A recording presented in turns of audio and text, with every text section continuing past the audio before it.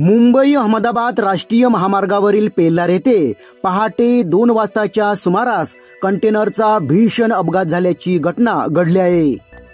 या घटनेबाबत मिळालेल्या माहितीनुसार भरधाव वेगात असलेल्या एका कंटेनरचे अचानक नियंत्रण सुटल्याने तो थेट पादचारी पुलाला जाऊन धडकला।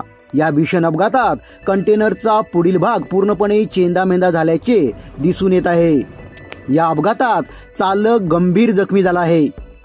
अपघातानंतर तात्काळ परिसरातील नागरिकांनी आणि प्रवाशांनी पोलिसांना माहिती देत जखमी चालकाला जवळच्या रुग्णालयात उपचारासाठी दाखल करण्यात आलं। त्याची प्रकृती चिंताजनक असल्याची माहिती मिळत आहे।